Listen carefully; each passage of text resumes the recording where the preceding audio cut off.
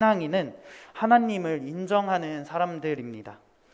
이 신앙인의 특징은 겸손하다라는 것입니다. 이 겸손은 자신이 의롭지 않다는 것을 알고 있다는 뜻입니다. 또한 우리가 계속해서 알아가고 있는 이 아브라함의 이야기는 우리의 이야기와 다를 게 없습니다.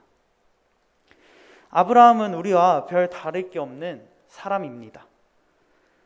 이 아브라함의 이야기가 우리에게 주는 교훈은 믿음의 사람들이 세상에서 어떻게 살아가야 하는가입니다.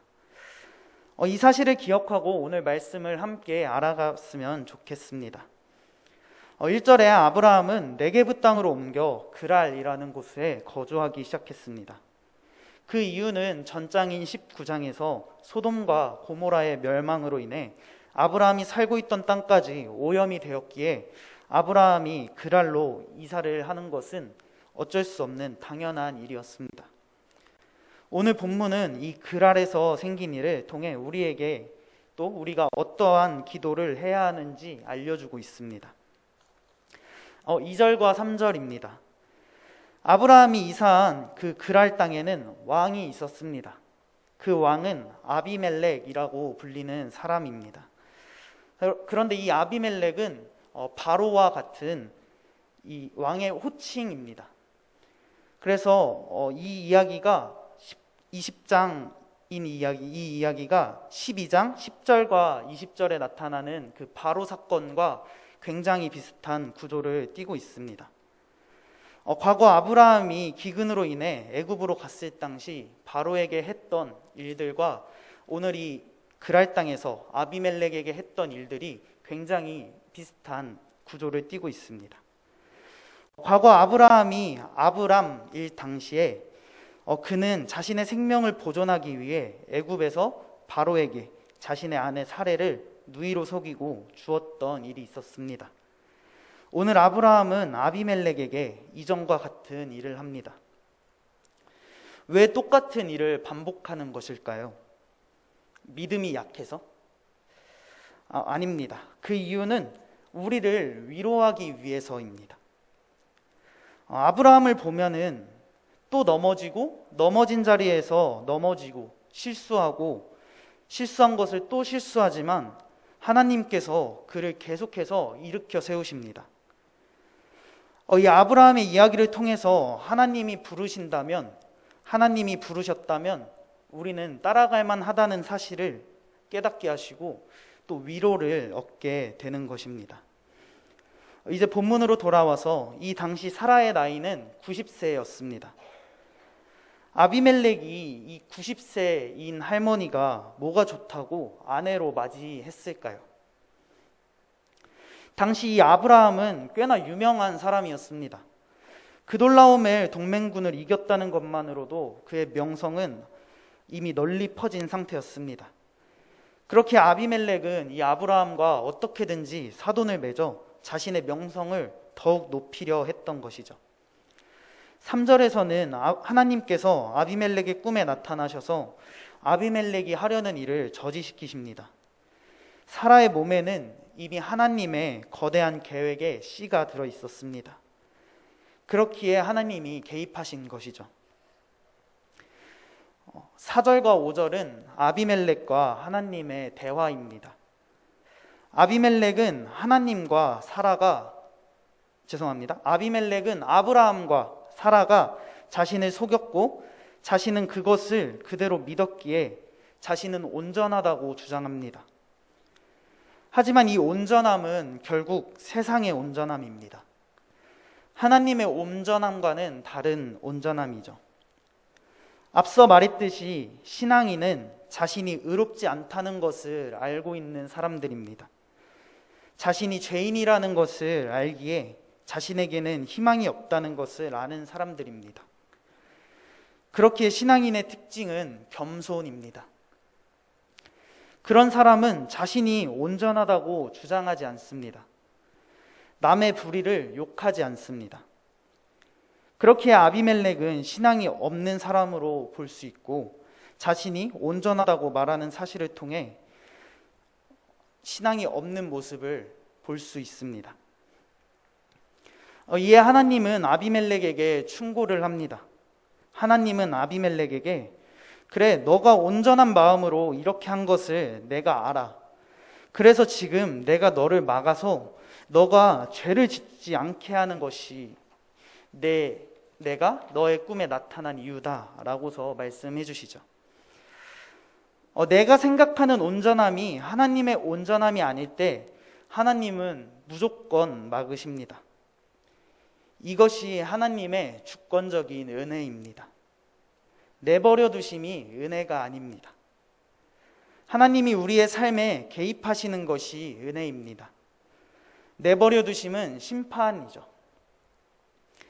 부모님이 자녀에게 잔소리하는 것은 이 자녀가 잘 되기 원하기 때문에 잔소리를 하시죠. 자녀들이 좋지 않은 길로 가는 것을 내버려 둔다면 그것이 참된 부모라고 할 수 있을까요? 하나님도 똑같습니다. 하나님은 우리가 좋은 길로 가기 원하십니다.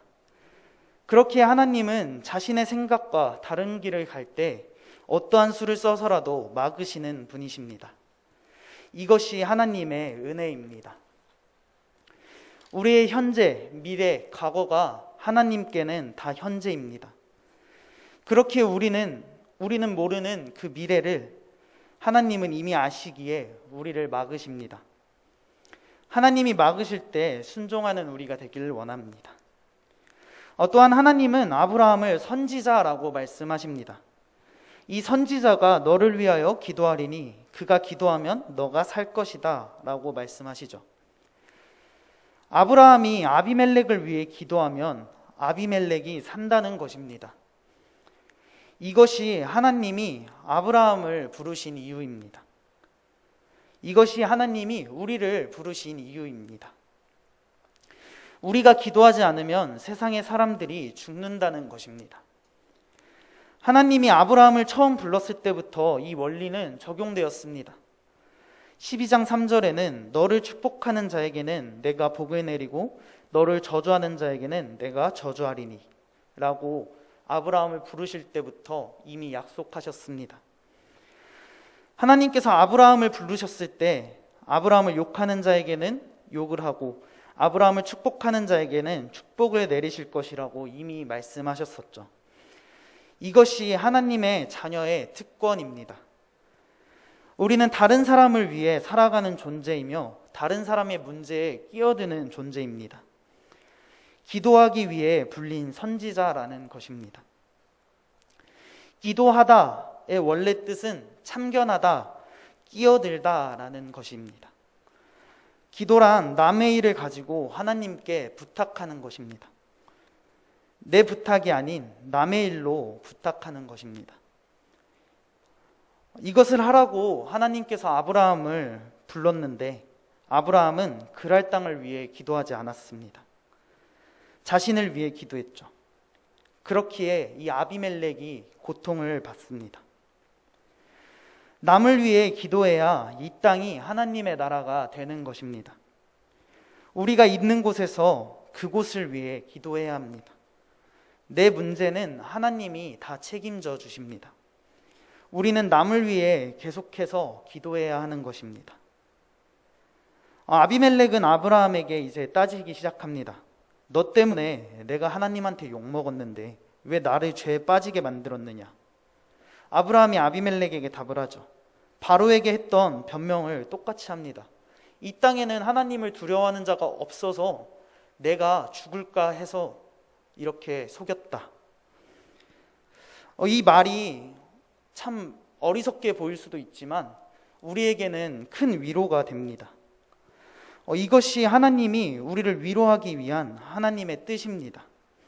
신앙을 가져도 믿음 없는 짓을 하는 것을 아브라함을 통해 보여주심으로 이 믿음의 조상이라고 불리는 아브라함도 별 볼 일 없는 사람이라는 것을 하나님은 우리에게 보여주시며 우리를 위로하십니다. 그 후 아비멜렉은 아브라함에게 많은 재물을 줍니다. 하나님이 개입하시면 우리의 상식으로는 이해할 수 없는 일들이 일어나게 됩니다.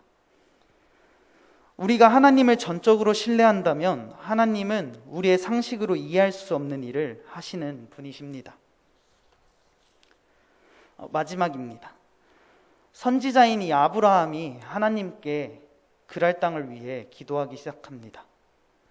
드디어 남의 일에 끼어들어 남의 일을 걱정하며 기도하기 시작하죠. 하나님께 남의 일을 걱정하며 기도하기 시작했습니다. 그 결과는 어떻습니까?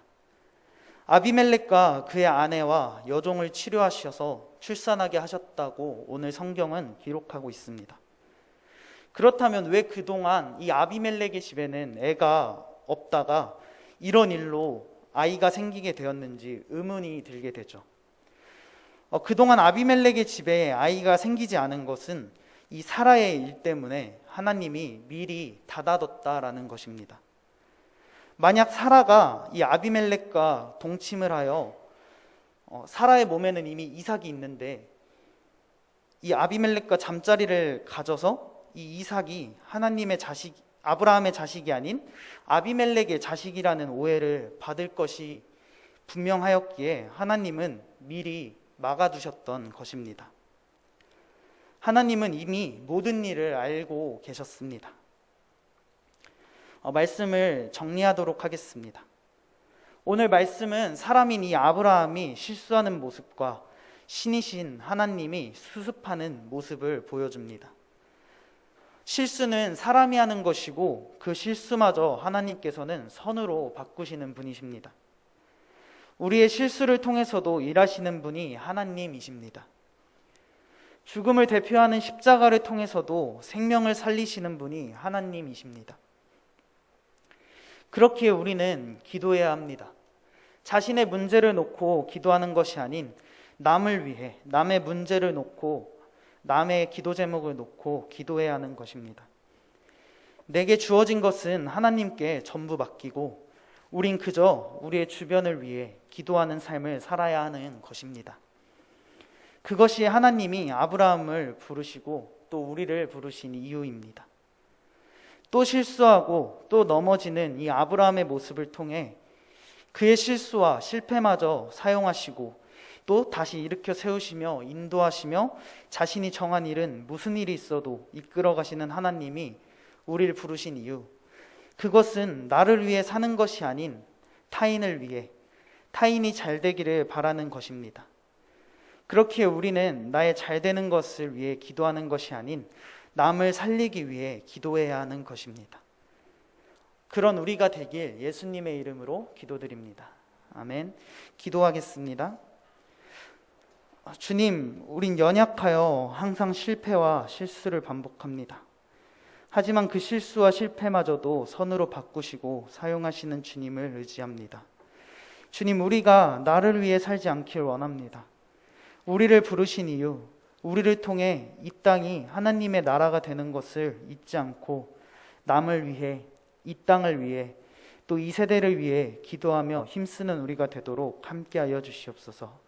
예수님의 이름으로 기도드립니다. 아멘.